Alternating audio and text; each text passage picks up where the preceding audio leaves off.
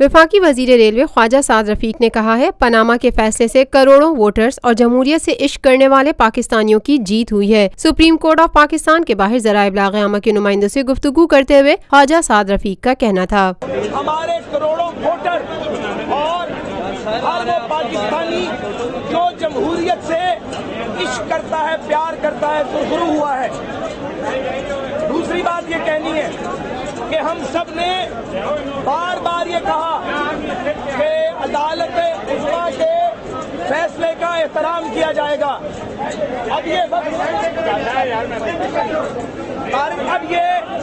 आ गया है कि जो कुछ हमने कहा अदालत के एहतराम और अदालती फैसले के एहतराम के हवाले से उस पर इमरान खान, सिराजुल हक और बाकी पिटीशनर्स और अपोजिशन भी अमल करे, क्योंकि आज मुल्क की आला तरीन आईनी अदालत ने वो अदालतें जो आजाद हैं, जो किसी दबाव के बगैर फैसले देती हैं। ख्वाजा साद रफीक का मजीद कहना था, उन्होंने अपनी जजमेंट दे दी है और JIT की तश्कील प्राइम मिनिस्टर नवाज शरीफ के मौक़िफ़ की पता है।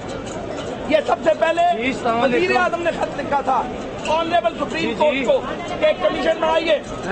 एक और बात हम चाहते, किस चीज में हम चाहते तो इमरान खान की तरह सुप्रीम कोर्ट के दायरा इख्तियार पे सवाल कर सकते।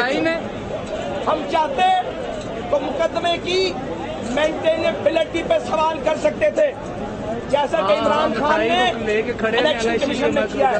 2018 में आखिरी बात, 2018 में अवामी अदालत लगेगी, इंशाल्लाह कमांड पर अमल किया जाएगा। शुक्रिया। Lotus Lake Towers, a groundbreaking endeavor by Lotus Properties.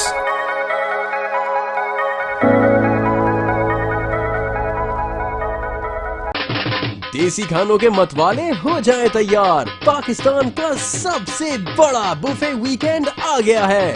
21, 22 और 23 अप्रैल जुमा, हफ्ता और इतवार पाकिस्तान का दस्तरख्वान सजाएगा देसी खानों का बेहतरीन इंतखाब फेयर हॉल गार्डन्स कराची में। जो चाहो जितना चाहो खाओ। #PKDKHI